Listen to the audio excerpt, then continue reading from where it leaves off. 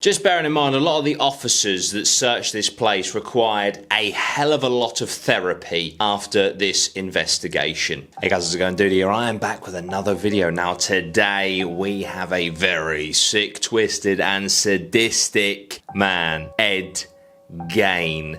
Now this man you may have heard of for several reasons. One of the main reasons a lot of people have heard of Ed Gein is because he inspired Leatherface from Texas Chainsaw Massacre, Buffalo Bill from The Silence of the Lambs, and Norman Bates from Psycho. Now, before we delve into Ed Gein and what he did, I think it's important to run the synopsis of those three movies for a few reasons. One, because we can kind of gauge, well, surely if the movies are that bad, then surely this dude is bad. But also to discuss at the end of this video just how accurate the based on true stories thing in movies actually is. So the synopsis for the original Texas Chainsaw Massacre is as follows. When Sally hears that her grandfather's grave may have been vandalized, she and her paraplegic brother, Franklin, set out with their friends to investigate. After a detour to their family's old farmhouse, they discover a group of crazed, murderous outcasts living next door. As the group is attacked one by one, the chainsaw-wielding Leatherface, who wears a mask of human skin, the survivors must do everything they can to escape.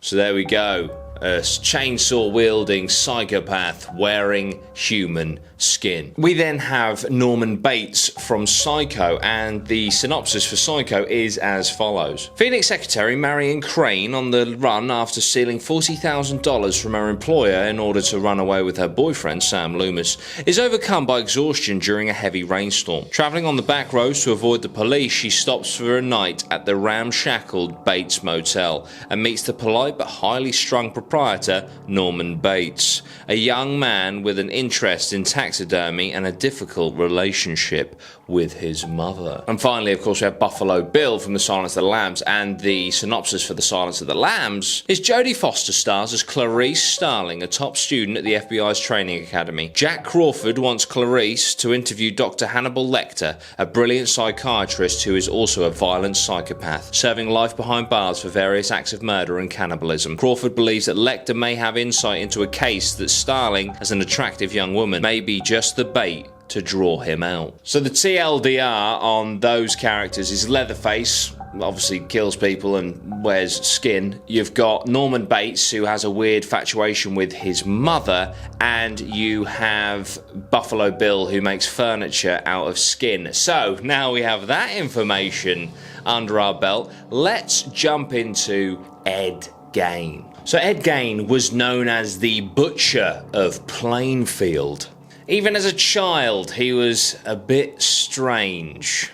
His teachers and classmates recall him being very strange at school. He was the quiet child, but also spoke to himself a lot. There was a lot of internal monologuing going on, and sometimes the internal monologues that he was doing were so hilarious that he would have fits of laughter, burst out laughing in the middle of class, which gave him a bit of a reputation at school for being a bit strange.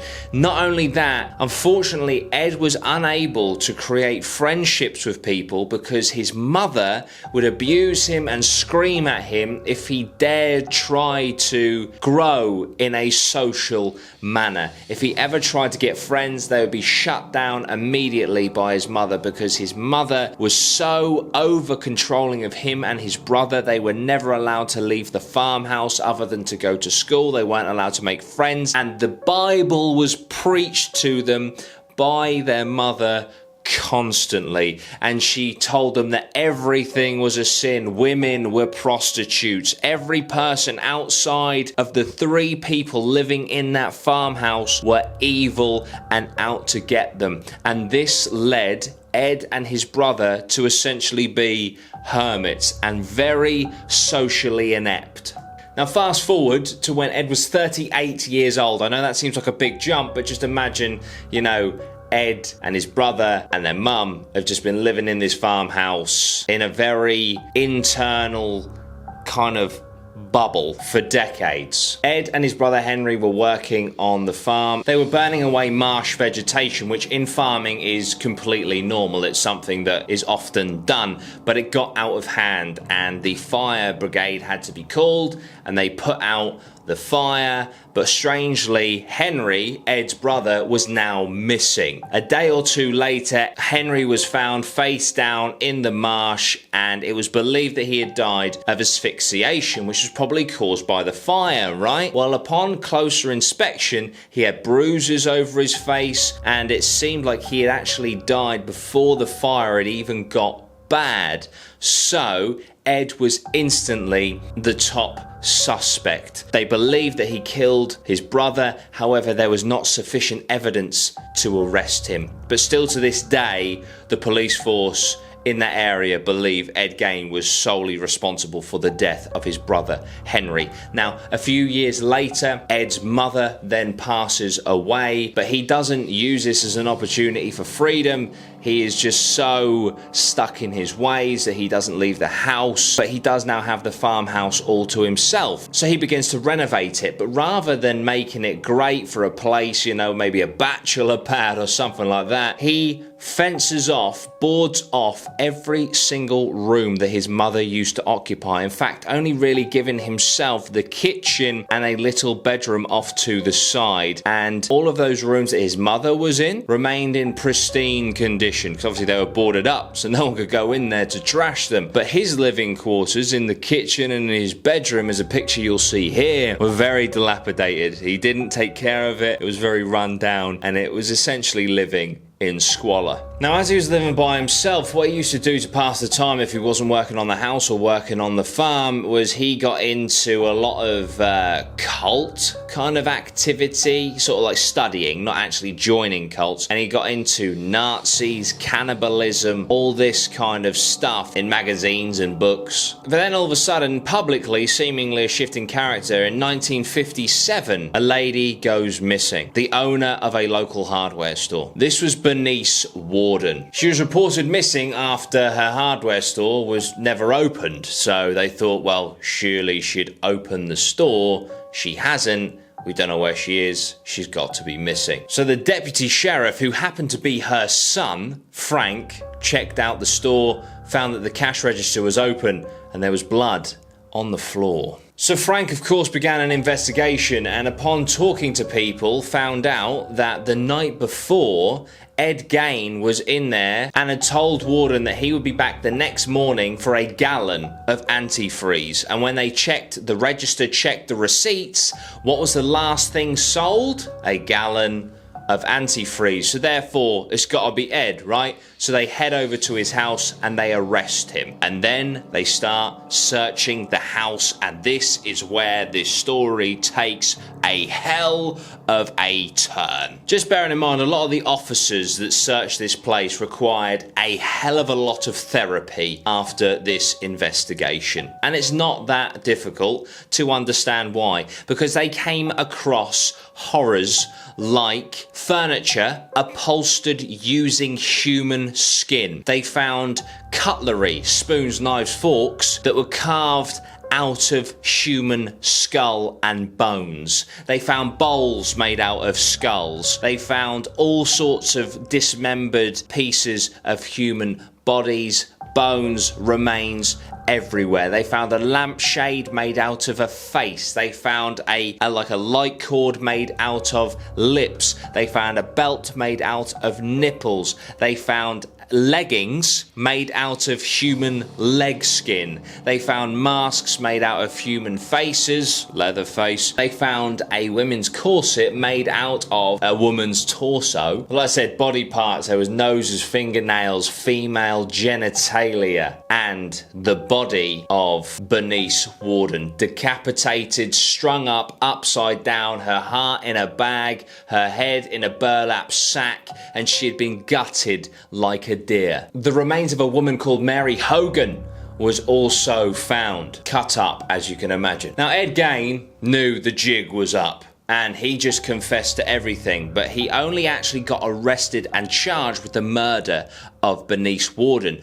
All the rest of the bodies and skin and parts and skulls, They were all from graves, and he confessed to grave robbing up to 40 times. He said that after his mother had died, he wanted to make a full female human bodysuit so he could crawl into the skin of his mother and parade around as his mother. Now, of course, Ed pled not guilty because of insanity, and let's be honest, this guy's clearly insane, and so he was put into the Central State Hospital for the criminally insane. There he was diagnosed with schizophrenia. He was put back on trial once when doctors thought, okay, this guy's sane again, but it was quickly became very clear that he was still insane, so he was put back into an insane asylum where he spent the rest of his life and died at the age of 77 in 1984. So that's the story of Ed Gein. Unbelievable. And you can see where they've taken inspiration for certain things in these movies. You know, Buffalo Bill had the furniture made out of human skin. Norman Bates he was a killer and he had a weird fascination with his mother. And of course you have Texas Chainsaw Massacre who, well, Leatherface cut people up and wore a face made out of skin. But it wasn't in Texas.